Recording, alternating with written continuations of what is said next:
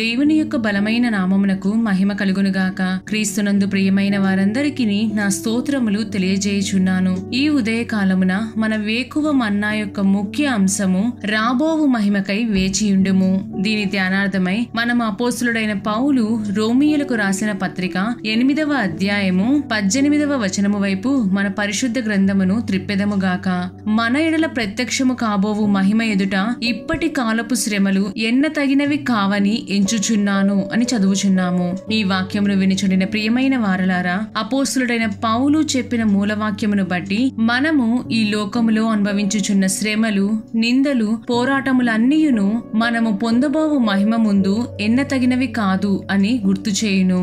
అపోస్తులుడైన పౌలు తన జీవితములో క్రీస్తు కొరకు, సత్యము కొరకు కఠినమైన శ్రమలను అనుభవించినను తనకున్న నిరీక్షణ, విశ్వాసమును వదిలిపెట్టలేదు. ఈ లోక శ్రమలు తాత్కాలికమైనవనియు దేవుడి సముఖములో పొందబోవు మహిమ మాత్రమే తన జీవితము యొక్క గురి అనియు అపోస్తులుడైన పౌలునకు బాగుగా తెలియను. మన యొక్క జీవితములో కూడా అనేకమైన శ్రమలను మనము మోయవలసి వచ్చును. అయితే వాటన్నిటిలో మన వైఖరి ఏ విధముగా ఉండి ఉన్నది అనునదియే ముఖ్యము. ఎన్ని శ్రమలు వచ్చినను మన యొక్క విశ్వాసము చెక్కు చెదరకుండా ఉండవలెను.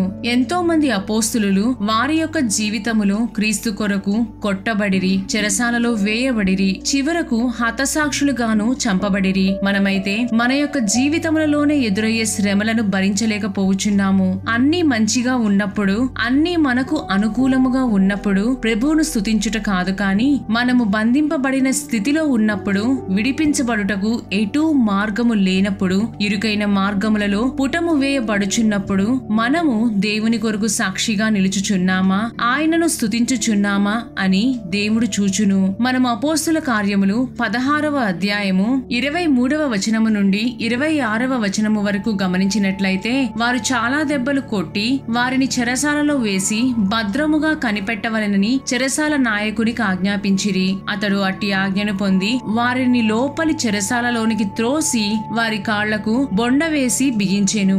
అయితే మధ్యరాత్రి వేళ పౌలును సీలయు దేవునికి ప్రార్థించుచు కీర్తనలు పాడుచుండిరి. ఖైదీలు వినిచుండిరి. అప్పుడు అకస్మాత్తుగా మహా భూకంపము కలిగెను. చెరసాల పునాదులు అదరెను. వెంటనే తలుపులన్నీయును తెరుచుకొనెను.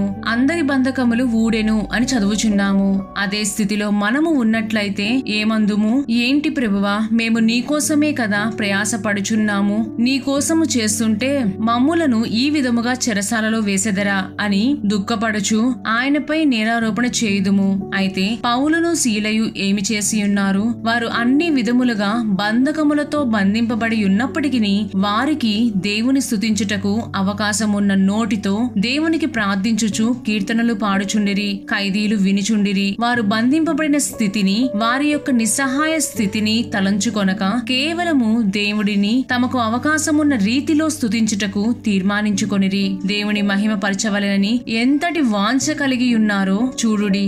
మనమైతే మనకు అన్ని అవయవములు ఉన్నప్పటికీ ఆరాధనలో చప్పట్లు కొట్టి దేవుని మహిమ పరచడానికి మనస్సు రాదు. అందరినీ అనుటలేదు, కాని కొందరిని గూర్చి చెప్పక తప్పదు. ఇక్కడ మనము గమనించవలసిన ఇంకొక కార్యమేమనగా, వారు పాటలు పాడి ప్రార్థించుచున్నప్పుడు, దేవుని స్తుతించుచున్నప్పుడు ఖైదీలు వినుచున్నట్లుగా గమనించగలము. అనగా మన జీవితములోను సంభవించుచున్న కార్యములకు దడవక మనము సంతోషముతో అన్ని వేళలా దేవుని స్తుతించుచున్నప్పుడు మన చుట్టూ మన వలనే బంధింపబడి ఉన్న జనులు మన సాక్ష్యమును బట్టి దేవుని వైపు ఆకర్షించబడెదరు. కాబట్టి శ్రమలు వచ్చినప్పుడు మనము ఏ విధముగా స్పందించుచున్నాము అనున్నది కూడా ముఖ్యము. ప్రియమైన దేవుని జనమా, మనము ఎన్ని శ్రమలు వచ్చినను మనలను క్రీస్తు ప్రేమ నుండి ఎవరునూ ఎడబాపలేరు. దీనికై మనం అపోస్తులుడైన పౌలు రోమియులకు రాసిన పత్రిక 35వ వచనము నుండి 37వ వచనము వరకు గమనించినట్లయితే, క్రీస్తు ప్రేమ నుండి మనలను ఎడబాపు వాడెవడు? శ్రమ అయినను, బాధ అయినను, హింస అయినను, కరువైనను, వస్త్రహీనత అయినను, ఉపద్రవమైనను ఖడ్గమైనను మనలను ఎడబాపునా. ఇందును గూర్చి వ్రాయబడినదేమనగా, నిన్ను బట్టి దినమెల్లా మేము వధింపబడిన వారము, వదకు సిద్ధమైన గొర్రెలమని మేము ఎంచబడిన వారము. అయినను మనలను ప్రేమించిన వాని ద్వారా మనము వీటన్నిటిలో అత్యధిక విజయము పొందుచున్నాము అని చదువుచున్నాము. ఎన్ని శ్రమలు కష్టములు వచ్చినను మనము దేవుని స్తుతించుచూ ఉండినచో మనకు ప్రభువు మహిమా కిరీటము ఇచ్చెదరు. మనము ప్రకటన గ్రంథము 3వ అధ్యాయము 21వ వచనమును గమనించినట్లయితే, నేను జయించి నా తండ్రితో కూడా ఆయన సింహాసనమునందు కూర్చుండి ఉన్న ప్రకారము జయించు వానిని నాతో కూడా నా సింహాసనమునందు కూర్చుండనిచ్చెదను అని చదువుచున్నాము. ప్రియమైన దేవుని బిడ్డ, నేడు నీవు నీ శ్రమల కాలములో ఏ విధముగా స్పందించుచున్నావు? నీ శ్రమలలో దేవుని స్తుతించుచు ప్రభువు ఇచ్చే రాబోవు మహిమకై వేచియున్నావా? లేదా నీ విశ్వాసమును పోగొట్టుకొని కృంగిపోయి శ్రమల నుండి తప్పుకొనవలెనని అనుకొనుచున్నావా? నిర్ణయం నీదే. ప్రభువు వచ్చు దినము వరకు మన విశ్వాసమును కాపాడుకొనుచు ఆయన మహిమా కిరీటము పొందుకొనేదముగాక. దేవుడు మిమ్ములను మీ కుటుంబములను దీవించి కాచి కాపాడుదురుగాక. ఆమేన్.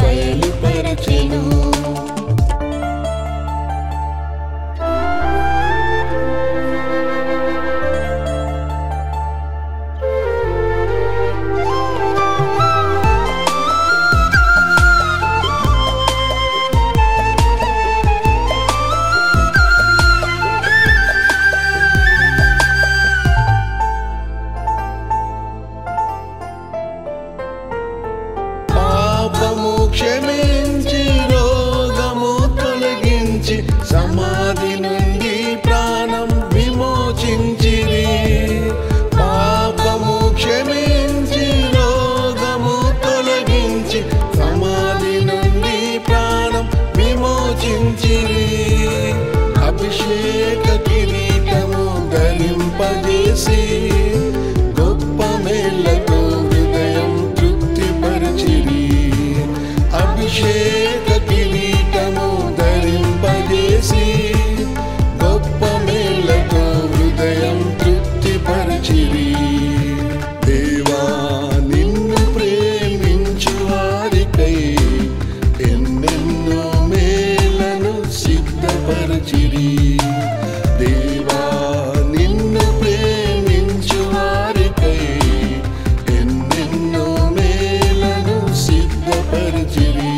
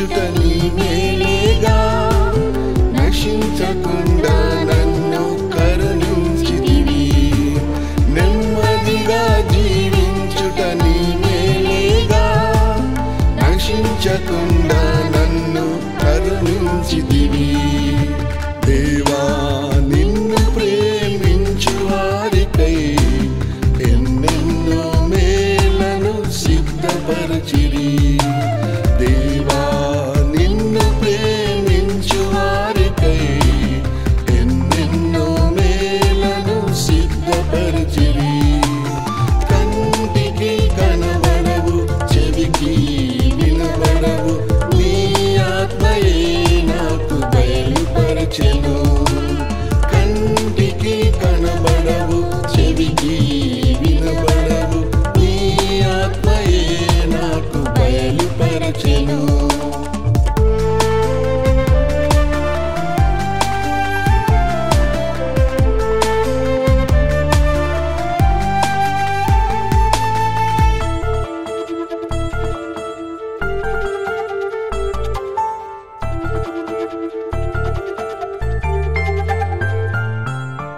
ఆకాశ పక్షులను పోషించే నా ప్రభువా ఆకలి దప్పిక తీర్చి బలమిచ్చితివి ఆకాశ పక్షులను పోషించే నా ప్రభువా ఆకలి దప్పిక తీర్చి బలమిచ్చితివి దరిద్రుడైన నన్ను ప్రేమించితివి క్రీస్తు ఐశ్వర్యంతో బహు మేలు చేసిరి దరిద్రుడైన నన్ను ప్రేమించితివి క్రీస్తు ఐశ్వర్యంతో బహు మేలు చేసిరి దేవా నిన్ను ప్రేమించు వారికై ఎన్నెన్నో మేలను సిద్ధపరచిరి దేవా నిన్ను ప్రేమించు వారికై ఎన్నెన్నో మేలను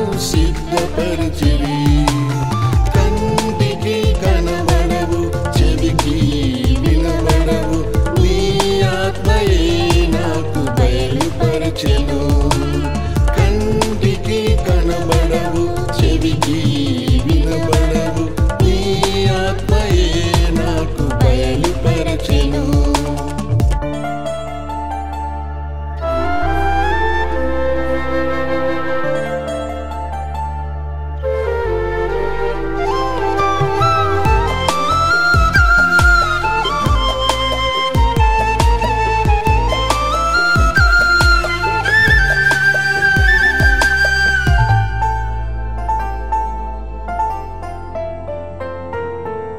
ఆత్మదాహం తీర్చి వాక్యంతో పోషించి అంతరంగ పురుషుని బలపరిచితివి ఆత్మదాహం తీర్చి వాక్యంతో పోషించి అంతరంగ పురుషుని బలపరిచితివి చేయి విడువక కృపతో నన్ను నడిపించి కాలు జారకుండా ఎత్తి పట్టుకొంటివి చేయి విడువక కృపతో నన్ను నడిపించి కాలు జారకుండా ఎత్తి పట్టుకొంటివి దేవా నిన్ను ప్రేమించు వారికై ఎన్నెన్నో మేలను